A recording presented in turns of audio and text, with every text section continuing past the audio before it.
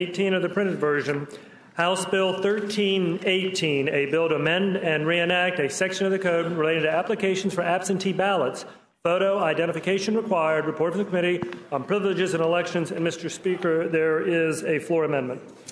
Gentleman from Smith, Mr. Campbell.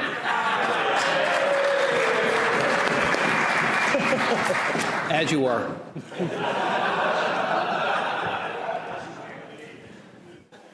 Thank you, Mr. Speaker. Speaking to the floor amendment. Is the clerk reported the floor amendment? Floor amendment offered by Delegate Campbell to the introduced version on amendment on line 51 after section 24.2-643, insert, such requirement shall not apply to a registered voter who is qualified to vote by absentee ballot pursuant to subdivision 2 or subdivision 4 of section 24.2-700. Gentleman from Smith. Thank you, Mr. Speaker. Ladies and gentlemen of the House, in a few moments I'm going to urge the body to adopt the amendments, but before I do so, I wanted to dispel an accusation that may be being thrown about by some in this body. Contrary to some accusations, this bill, the genesis of this bill was brought to me by an aide of mine who happened to run across this issue when he was trying to assist an individual with an absentee ballot application and recognized that there was a discrepancy between in-person voting and voting by mail. There are some that have suggested that I had put this bill forth in an effort to try and disenfranchise certain classes of individuals. And let me say that I highly resent that.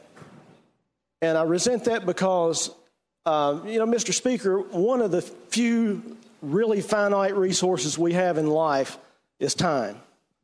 We're all bound by it, and there's a limited amount of it that each of us have. And I think that we can assess an individual's priorities by measuring the amount of time that he devotes or dedicates to a given issue. And, I spent a great deal of my life wearing a uniform in the service of this country and standing ready, willing, and able at any given time to lay down my life to protect our democracy, if need be, and protect the very foundation of that democracy, which is the right for each of us to cast a vote in an election.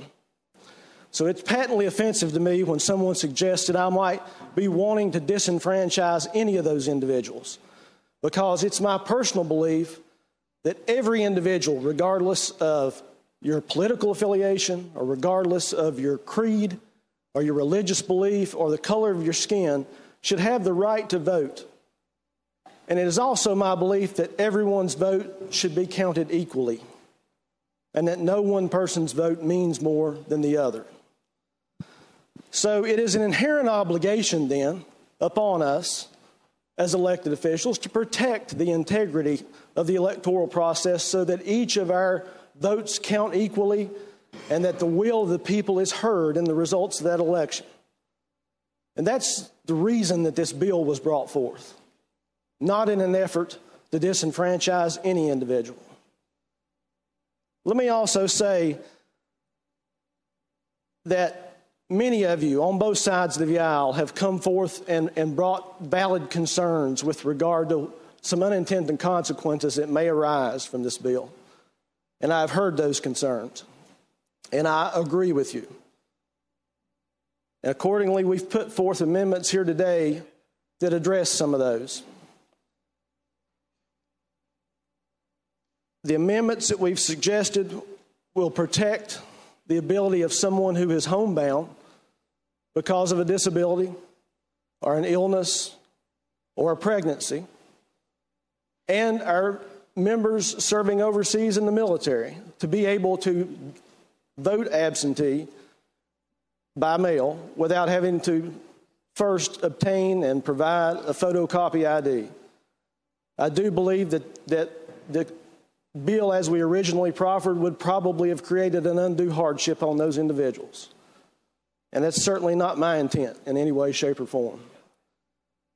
Ladies and gentlemen of the House, I would urge that you adopt the amendments, and I hope again, that you be willing to vote for this bill, because the idea of protecting the integrity of our electoral process, it's not a Republican idea or obligation. It's not a Democrat idea or obligation. It's an obligation of all of us. Thank you, ladies and gentlemen.